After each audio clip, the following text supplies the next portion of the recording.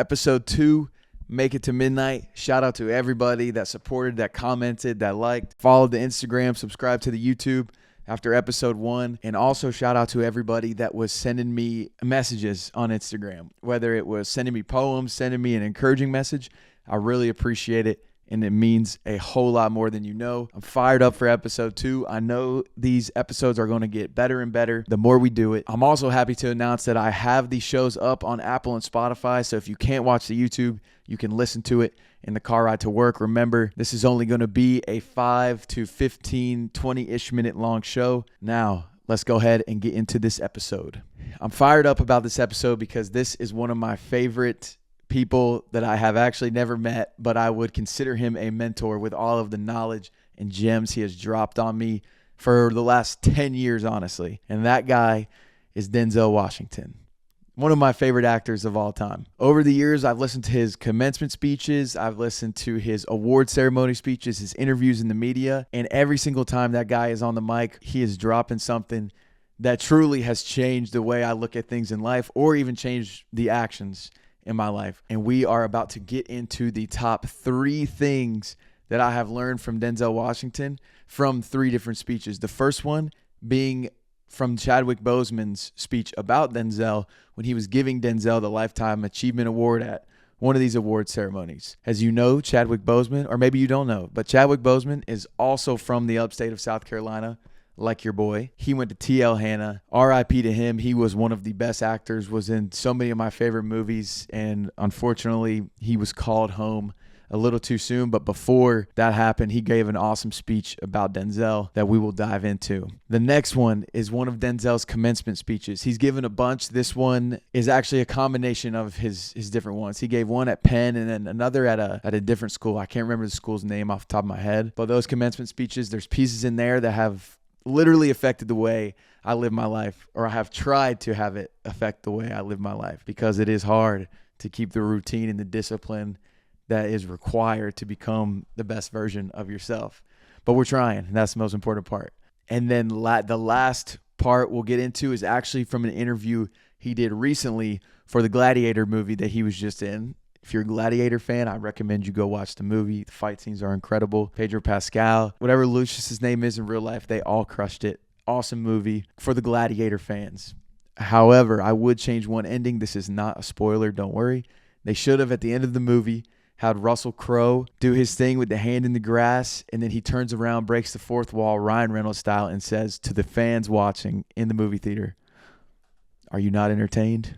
Roll credits." But I digress. Denzel was doing a media run for the movie, and he had one quote in particular that stood out to me. And he's kind of alluded to it in these other commencement speeches and stuff, but I'm going to hit on that one. And yeah, let's go ahead and get into it. All right, the Chadwick Boseman story. Chadwick was, like I said, presenting an award for Denzel. And as he goes up there to present it, he gives a little story. I don't know how many of you know this. A lot of y'all might know it. Nobody may know it. Chadwick Boseman was in the acting program at Howard. He qualified for this trip to go to, he was accepted into the summer program at the British Academy of Dramatic Acting in Oxford. He and 8 other students. At the time, they did not know how they were going to be funding the trip, but there was somebody that donated money that allowed them to go on to this camp. And they come to find out that it is Denzel Washington. When Denzel gets the story, he kept it under the radar. Somebody else put it out that he was one of the guys that paid for them to go. So he helps out a lot of the young black actors. But it leaked that he was the one that got it out there. And it's actually hilarious because when Denzel is when he's accepting it, he says, "It sounds like you owe me money, Chadwick. Like, I need my money back," which Denzel Washington's humor on point. Chadwick Boseman essentially credits his whole career to Denzel because without him, he never would have got this experience. He never would have become Black Panther.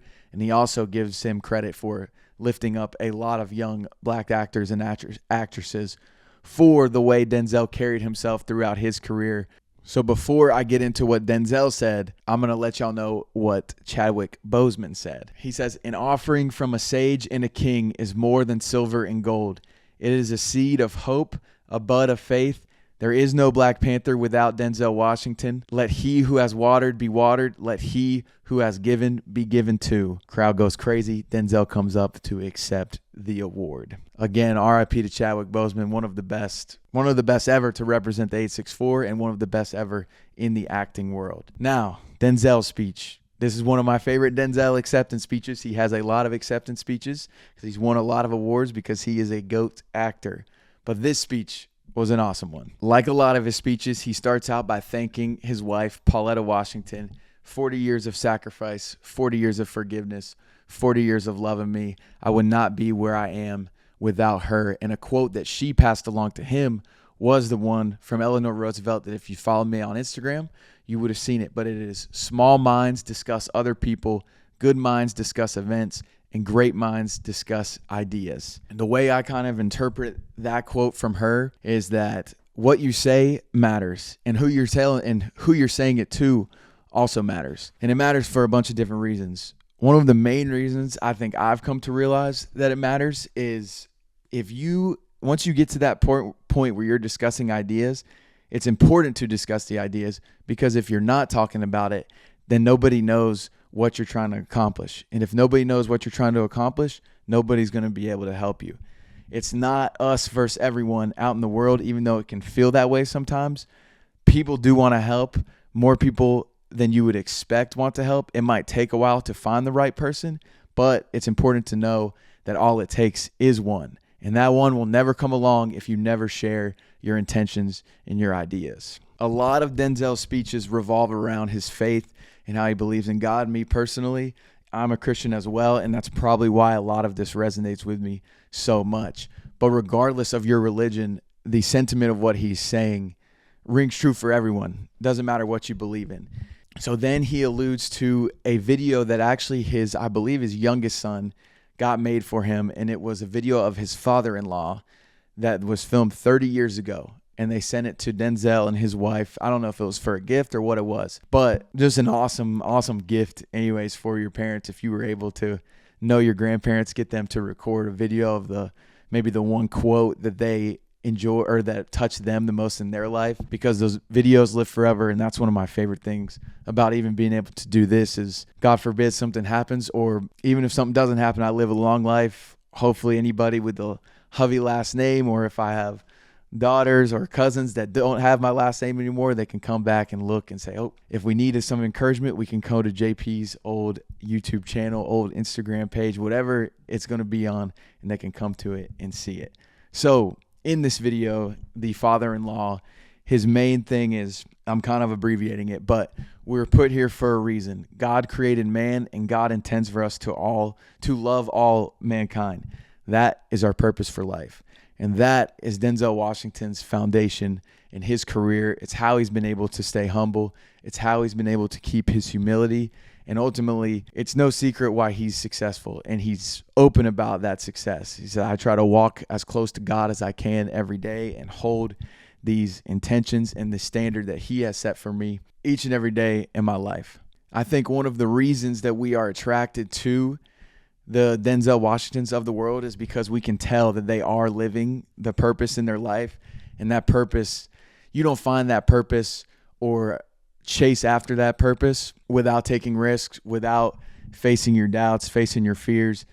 It's the only way to achieve that life that these guys live that we look up to, which is honestly a good segue. We're almost Quentin Tarantinoing this episode, because this next speech goes into Denzel's earlier life, where he tells a story from earlier on in his life about a prophecy that somebody had in his mom's beauty parlor, as he calls it, that he thought was crazy at the moment, but sort of set him on the path that he walked for the last 40 years of his life. This is the next segment, and it's a breakdown of two of his commencement speeches, the one from Penn University and the one from the school I'm not too sure of. He starts out by telling the story. 40 years ago, March 27th, 1975. I'm flunking out of college. I have a 1.7 GPA. I'm sitting in my mom's beauty parlor, and a woman looked at me, and she kept staring at me. And then she said, somebody hand me a piece of paper and give me a pencil, because I have a prophecy about this boy. She said, you are going to travel the world, and you're going to speak to millions of people. At the time, Denzel thought she was crazy. Denzel Washington went through all different kinds of majors. At one point, he was like a biology major. He'd bounce around, I think, to 3 different ones. Didn't know what he wanted to do. He was taking classes that he says he didn't even know how to pronounce the name of. And that's how he knew he wasn't going after his purpose. Because I think everybody knows how to pretty much pronounce their purpose. He was even considering going into the Army. That's how bad school was going for him. But this prophecy, as crazy as it sounded, it came true, right? He traveled the world to film these movies on different sets. And now he has spoken to millions of people through the movies, through the screen, which is awesome because there's a million different ways to communicate with people.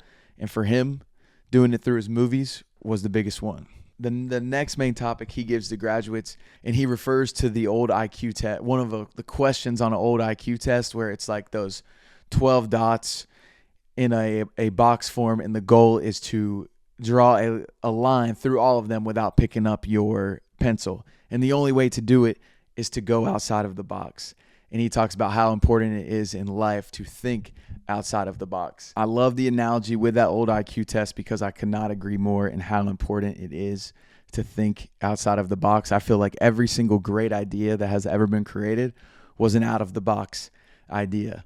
In my life, technically, I do a out-of-the-box job, and I took a out-of-the-box route to get to my job. Internship in Dallas, go live in the dorms at IMG Academy, watch over 70 middle schoolers from all across the world, start my own business without even knowing how to start a business, move to a city I don't know anybody, knock on doors of people I don't know, but guys I know I want to do business for or with, and then ultimately landing at a podcast in the sports world that kind of goes out of the box with our style content. And I think all of the fun in life lives outside of the box that the system sort of has tried to create on us. We go to school. We grow up going to school from 8 a.m. to 3 p.m. Or if you got that open free period like I did in high school, 9 to 3:45. They're already kind of funneling you in to the 9 to 5 employee mindset. And if you can't think outside of the box, you're going to live inside of that box. And then you might go crazy. And so if you fail big, that means you got to dream big. And one of his points that he always hashes out is dreams without goals are just dreams. You got to work on it. The best way to get freedom is discipline. And so it's not just the big goal, though. You got to have life goals, daily goals, monthly goals, simple goals. Once you have those goals written down, you apply the discipline and consistency. And then this is another one of my favorite Denzel quotes.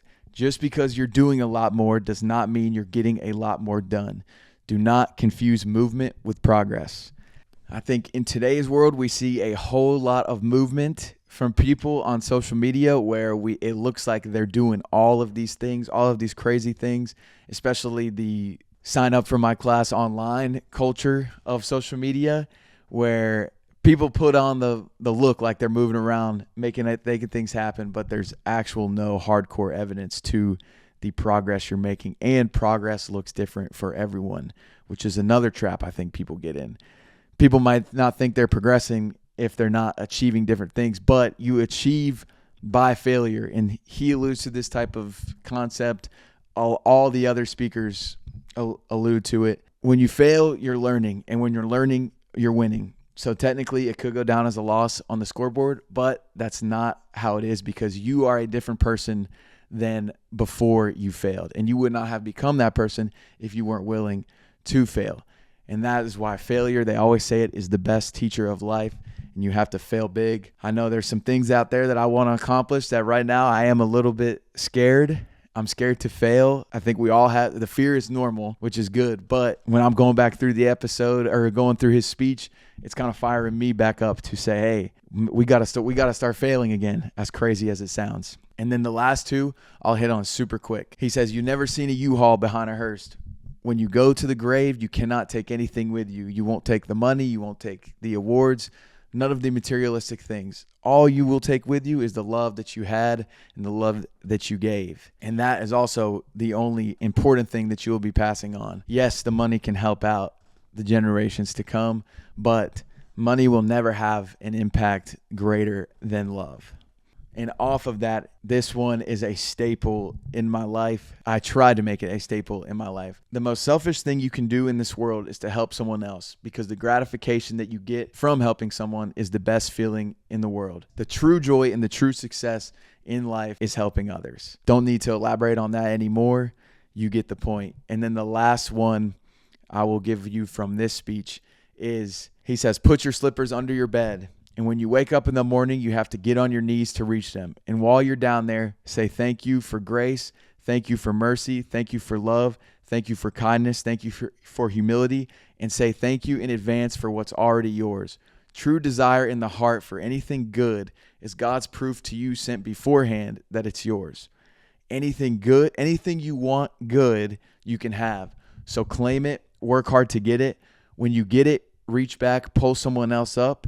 Each one, teach one. Don't aspire to make a living, aspire to make a difference. Go ahead, pause the video, rewind it 30 seconds, and then rewatch that clip 10 times and drill that in your head.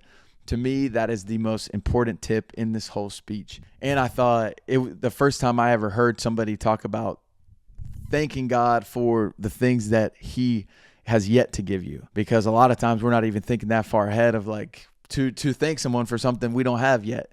But it's very real, it's very true, and it's a great way to start your day, because when you start your day from gratitude and humility, it's like a launch pad for a positive day, regardless of what's going on.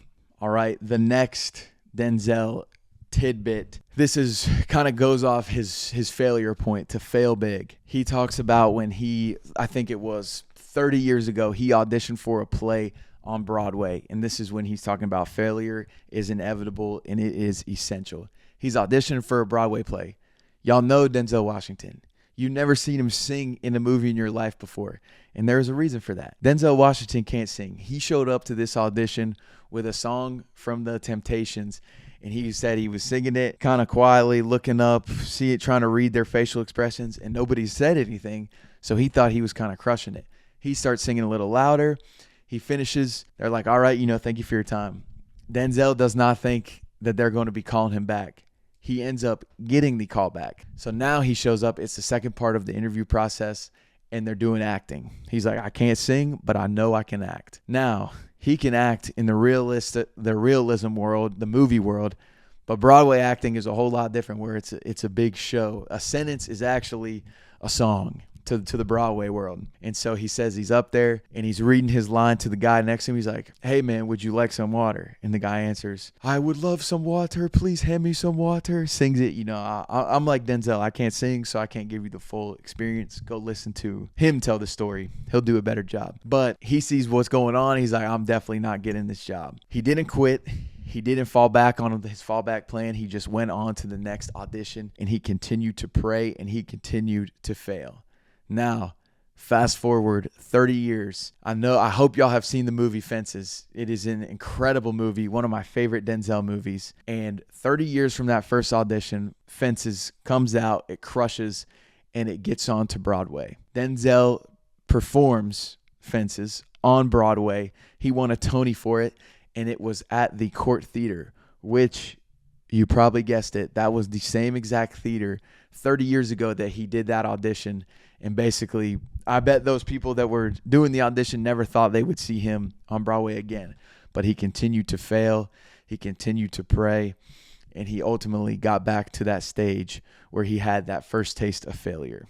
And he wraps up this speech with another one of my favorite quotes. I feel like I keep saying, this is one of my favorite quotes. This is something I try to live by. That is how highly I think of Denzel Washington. I hope one day I can get him to come on this show. I'd love to have a full, long sit-down interview with him. But maybe we can just get him to send in a video.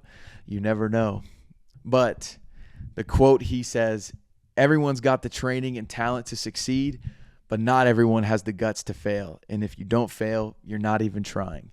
It takes more guts to fail than it does to succeed, and guts is what is attractive to people that are interviewing you for a job that the audience you're trying to create. People want to see guts because people see the part of themselves that they're afraid to tap into. When you have that willingness, have the guts to go for the things you're going after. You could be an inspiration to somebody just by being yourself and going after the things you want to go towards.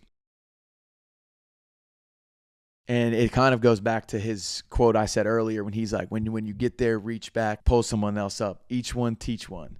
This one, he breaks it down into 3 quick phrases or sentences. The first part of your life, you learn. The second part of your life, you earn. And the third part of your life, you return.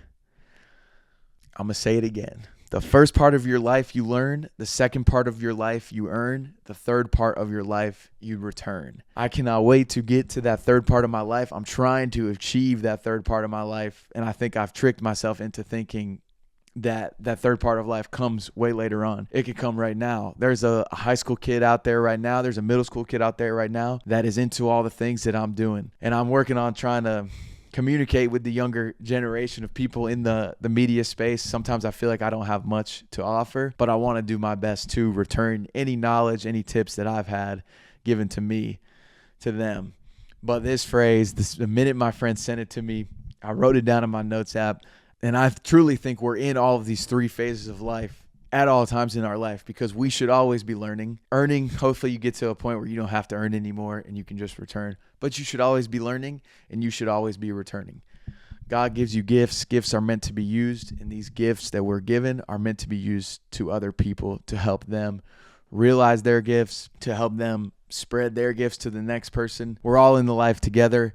The only way we're in it together is if we return all of the things that we've learned in life. So that is my Denzel Washington piece of Make It to Midnight. I'm sorry if that was a lot of rambling and everything, but I cannot stress enough how influential Denzel Washington has been in my life, how influential I think he could be in your life. He's the best, man. He's a man of God, and it shows in his actions, and everybody speaks highly of him. You can tell he's not worried about other people's opinions.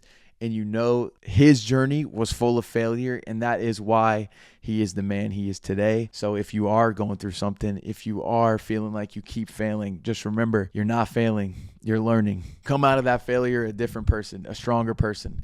Now I got to close it out with a poem. I had never heard this poem before. I was watching a clip from the Jay Shetty podcast with our guy Jelly Roll. I've been honored to meet Jelly Roll a handful of times. Probably one of the coolest moments of my life, we went to UFC fights in New York. While we're at the fights, Jelly Roll asked Taylor, he says, "Hey, how y'all getting back to Nashville, Bubba?" Taylor's like, "Oh, we got the flight tomorrow at 6 a.m. He goes, "Oh, no, come on with me. I got space on the plane." We end up getting a police escort to the private airport, flew private on Jelly Roll's plane after the fights, got back to Nashville, and it was one of the coolest experiences of my life. Everything you see about Jelly Roll is true. One of the nicest, one of the most genuine, most thoughtful, and intelligent guys I think I've ever listened to. Anytime he speaks, I feel like I'm at church. I'm going to have to do an episode on Jelly Roll and his background and his story and the message he puts out there now, because it is truly one of the most special stories. He is one of the most special people out there now.